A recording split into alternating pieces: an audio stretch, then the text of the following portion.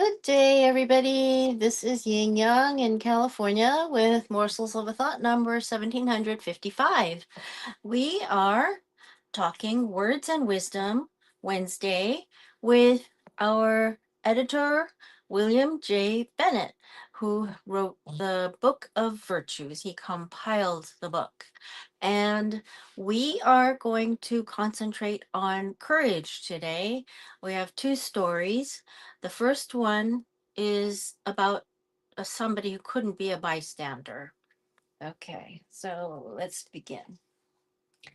This is a story titled Instant Hero by Blaine Harden. Blaine Harden, Harden, from the Washington Post.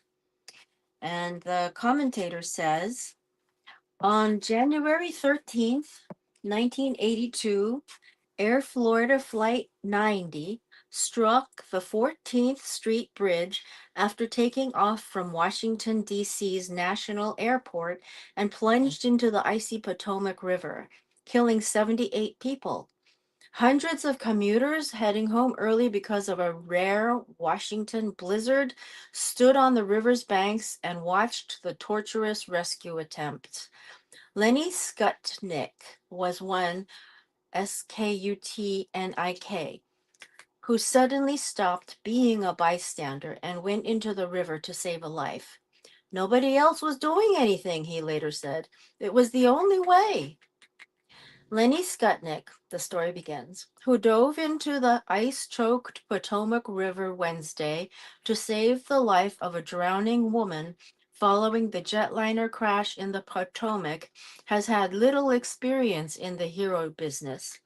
Skutnik, 28, whose full name is Martin Leonard Skutnik III, is experienced in less exalted matters. He's been a meat packer, house painter, furniture plant worker, hamburger cook, and strip and wax man at Ralph's Supermarket in Simi Valley, California. Skutnik now works for the Congressional Budget Office, where he runs errands, delivers mail, and makes $14,000 a year. A big night out, Skutnik says, is taking his wife, Linda, and their two sons to Brothers Pizza near their $325 a month rented townhouse in Lorton, Virginia. Every once in a while, we'll close our eyes and blow a couple of bucks, he says. Now, back in 1982, that was a very good salary, $14,000. And $325 a month was a very reasonable rent for a townhouse. I know because my parents rented them out. The only other time in his life that he had a chance to be a hero, Skutnik says, he flubbed it. He was anchoring a relay team in a high school race, and he could have won the race, but he pooped out and stopped. The coach yelled at him, "You quit, Skutnik, you quit." Late Wednesday afternoon, as one of hundreds of homeward bound commuters drawn to the banks of the Potomac by the crash of Air Florida Flight 90, Skutnik, who's never taken a life-saving course, saved a woman who was too weak to grasp rescue rings lowered from a hovering helicopter. Television spread pictures of his valor to the nation. President Reagan, in a speech yesterday in New York, spoke of Skutnik's bravery. Nothing had picked him out particularly to be a hero, but without hesitation, there he was, and he saved her life. Interviewed yesterday at his home, 20 miles south of the 14th Street Bridge, Skutnik could offer no fancy explanations for risking his life. Nobody else was doing anything, he said. It was the only way.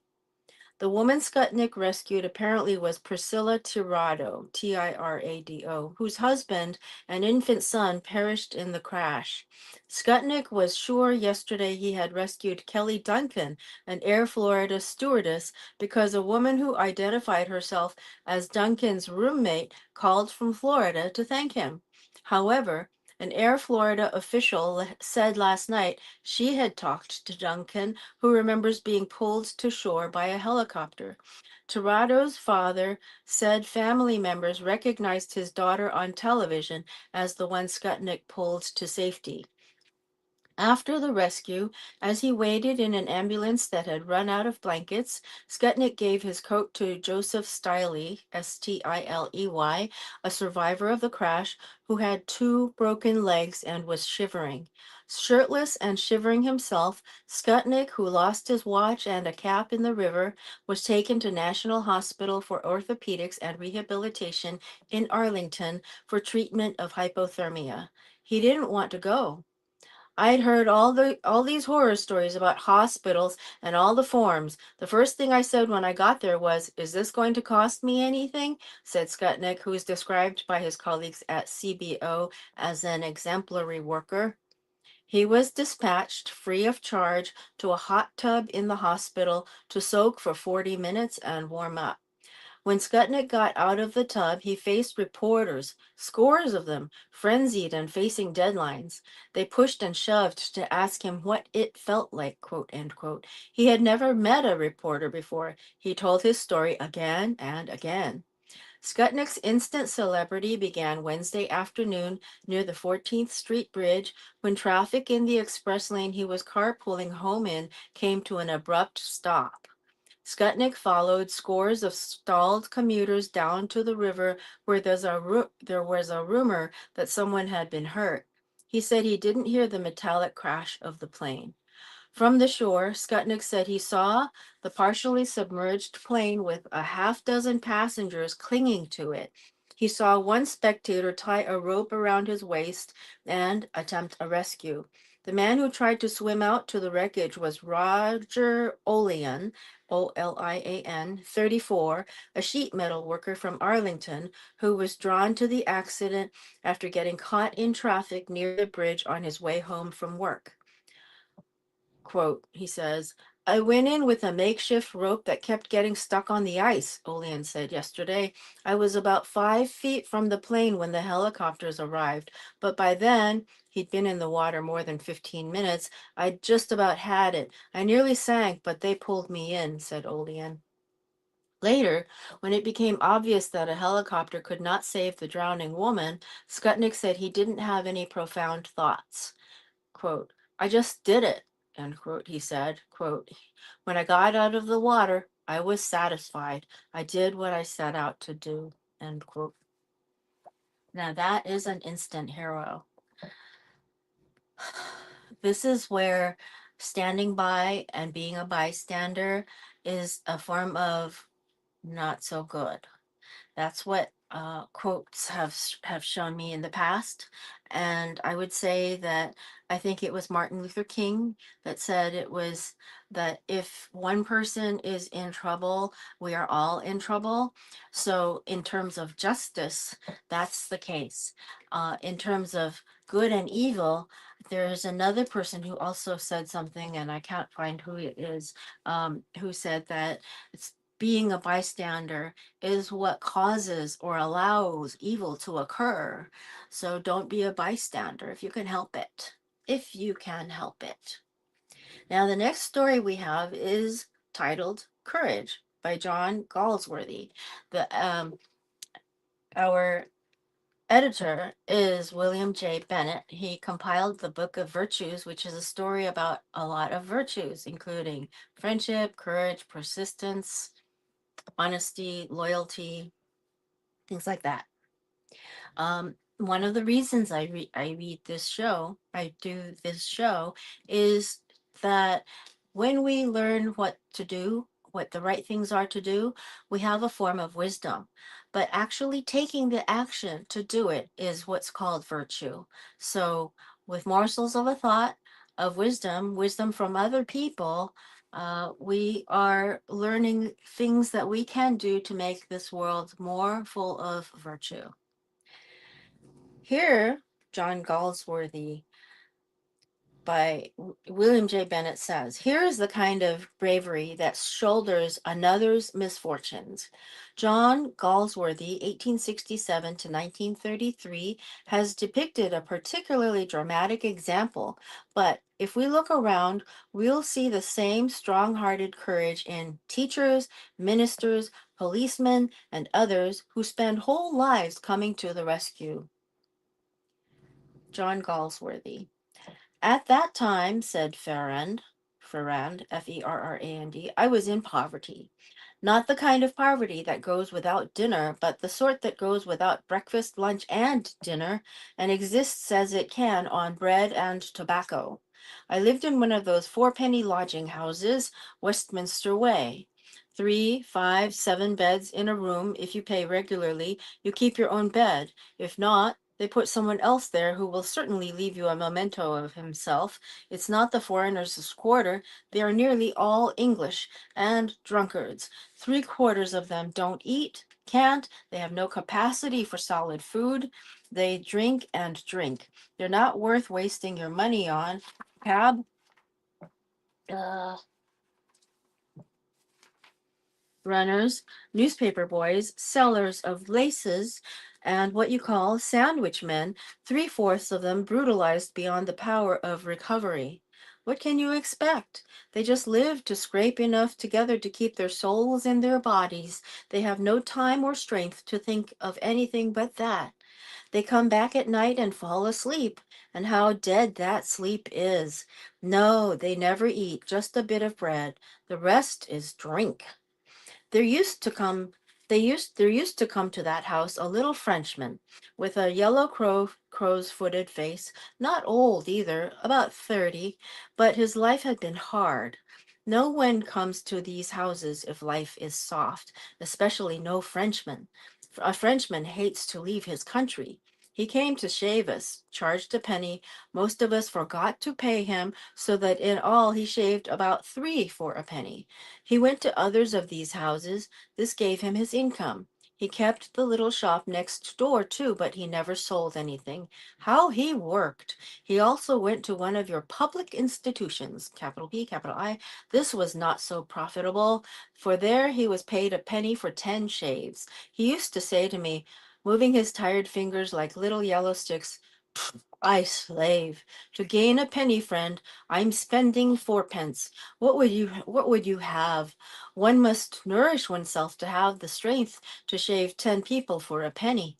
He was like an ant, running round and round in his little hole without any chance but just to live, and always in hopes of saving enough to take him back to France and set him up there. We had a liking for each other. He was the only one, in fact, except a sandwich man who had been an actor and was very intelligent when he wasn't drunk, the only one in all that warren who had ideas. He was fond of pleasure and loved his music hall, must have gone at least twice a year, and was always talking of it. He had little knowledge of its joys, it's true, hadn't the money for that, but his intentions were good. He used to keep me till the last and shave me slowly. This rests me, he would say. It was amusement for me, too, for I had got into the habit of going for days without opening my lips. It's only a man here and there one can talk with. The rest only laugh. You seem to them a fool, a freak, something that should be put into a cage or tied by the leg. Yes, the little man would say, when I came here, first I thought I should soon go back, but now I'm not so sure. I'm losing my illusions. Money has wings, but it's not to me it flies. Believe me, friend, I am shaving my soul into these specimens. And how unhappy they are, poor creatures, how they must suffer. Drink, you say. Yes, that saves them. They get a little happiness from that. Unfortunately, I haven't the constitution for it here. And he would show me where he had no constitution. You too, comrade. You don't seem to be in luck, but then you're young. Ah, well, peut-être philosophy, I guess. Peut-être philosophy. But imagine what kind of a game it is in this climate, especially if you come from the south. When I went away, which was as soon as I had nothing left to pawn, he gave me money. There's no question of lending in those houses. If a man parts with money, he gives it, and lucky if he's not robbed into the bargain. There are fellows who watch for a new pair of shoes or a good overcoat, profit by their wakefulness as soon as the other is asleep, and promptly disappear. There's no morality in the face of destitution. It needs a man of iron, and these are men of straw. But one thing I will say of the Low English, they are not bloodthirsty like the Low French and Italians. We are reading a story by John Galsworthy called Courage, and it's compiled by William J. Bennett in the Book of Virtues. We are reading morsels of a thought of wisdom so that we can learn the right things to do so we can put more virtue into the world. Well, I got a job as a fireman on a steamer, made a tour tramping, and 6 months later I was back again. The first morning I saw the Frenchman, it was shaving day. He was more like an ant than ever, working away with all his legs and arms, a little yellower and perhaps more wrinkled. Ah, he called out to me in French. There you are, back again. I knew you'd come. Wait till I've finished with this specimen. I've a lot to talk about. We were we went into the kitchen, a big stone-floored room with tables for eating, and sat down by the fire. It was January, but summer or winter there's always a fire burning in that kitchen. So he said, "You have come back? No luck? Eh, patience. A few more days won't kill you at your age. What fogs, though. You see, I'm still here, but my comrade Pigeon is dead. You remember him, the big man with black hair who had the shop down the street? Amiable fellow, good friend to me, and married. Fine woman, his wife, a little ripe, seeing she has had children, but of good family. He died suddenly of heart disease. Wait a bit, I'll tell you about that. It was not long after you went away, one fine day in October, when I had just finished with these specimens here and was taking my coffee in the shop and thinking of that poor pigeon. Dead, then just 3 days, when pom comes a knock, and there is Madame Pigeon, very calm, a woman of good family, well brought up, well made, fine woman, but the cheeks pale, and the eyes so red. Poor soul. Well, madame, I asked her, what can I do for you? It seems like poor Pigeon died bankrupt. There was not a cent in the shop. He was 2 days in his grave, and the bailiff's in already. Oh, monsieur, she said to me, what am I to do? Wait a bit, madame. I get my hat and go back to the shop with her. What a scene! 2 bailiffs, who would have been the better for a shave, sitting in a shop before the basins, and everywhere, ma foi, everywhere, children. Tsk, tsk. A little girl of 10, very like her mother, 2 little boys with little trousers, and one with nothing but a chemise, and others, two, quite small, all rolling on the floor. And what a horrible noise! All crying, but the little girl fit to break themselves in two. The bailiffs seemed perplexed. It was enough to make one weep. 7, and some quite small. That poor pigeon. I had no idea. The bailiffs behaved very well. Well, said the biggest, you can have 4 and 20 hours to find this money. My mate can camp out here in the shop. We don't want to be hard on you. I helped Madame to soothe the children. If I had the money, I said, it should be at your service, madame. In each well-born heart there should exist humanity. But I have no money. Try and think whether you have no friends to help you. Monsieur, she answered, I have none. Have I had time to make friends? I, with 7 children? But in France, madame. None, monsieur. I have quarreled with my family, and reflect, it is now 7 years since we came to England, and then only because no one would help us. That seemed to me bad, but what could I do? I could only say, hope always, madame, trust in me. I went away. All day long I thought how calm she was, magnificent, and I kept saying to myself, "Come, tap your head, something must be done." But nothing came. The next morning it was my day to go to that sacred institution, and I started off still thinking what on earth could be done for the poor woman. It was as if the little ones had got hold of my legs and were dragging me. I arrived late, and to make up time, I shaved them as I have never shaved them. A hot morning, I perspired. 10 for a penny. 10 for a penny. I thought of that and of the poor woman. At last, I finished and sat down. I thought to myself, it's too strong. Why do you do it? It's stupid. You are wasting yourself. And then my idea came to me. I asked for the manager. Monsieur, I said, it is impossible for me to come here again. What do you mean? Says he. I have had enough of your 10 for a penny. I am going to get married. I can't afford to come here any longer. I lose too much flesh for the money.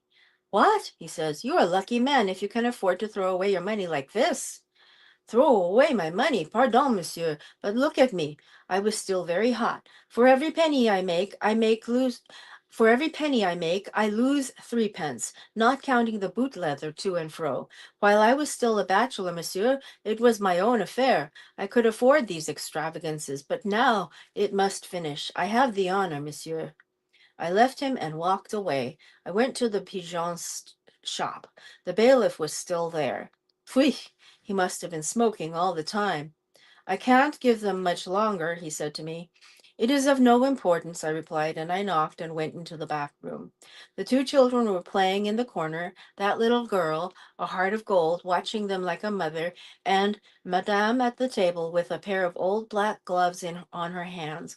My friend, I have never seen such a face, calm, but so pale, so frightfully discouraged, so overwhelmed. One would say she was waiting for her death. It was bad, with the winter coming on. Good morning, madame, I said. What news? Have you been able to arrange anything? No, monsieur. And you? No. And I looked at her again. A fine woman. Ah, a fine woman. But, I said, an idea has come to me this morning. Now, what would you say if I asked you to marry me? It might possibly be better than nothing. She regarded me with her black eyes and answered, but willingly, monsieur. And then, comrade, but not till then, she cried. The little Frenchman stopped and stared at me hard. I said at last, you have courage. He looked at me again. His eyes were troubled, as if I had paid him a bad compliment. You think so? He said at last. I saw that the thought was gnawing at him, as if I had turned the light on some desperate dark feeling in his heart. Yes, he said, taking his time, while his good fellow face wrinkled, and each wrinkle seemed to darken. I was afraid of it even when I did it. 7 children. Once more he looked at me. And since, sometimes, I could, he broke off and then burst out again. Life is hard. What would you have? I knew her husband. Could I leave her to the streets? Now, this is back in England when women could not own property without a man. Even something she inherited from her father had to go to her husband's name. So that's what happened. I think that's how it happened that the bailiff was going to try to take the property away because she had no husband. So I think that's what was going on there. I don't think there's any other explanation for it because he couldn't have been able to offer her any money, obviously. So, shoulders others' misfortunes, 1867 to 1933. So, here we are. I hope you have had some inspiration for a good day. We're bringing more virtue into the world, little by little, morsels of a thought at a time. Okay? Old Kinderhook.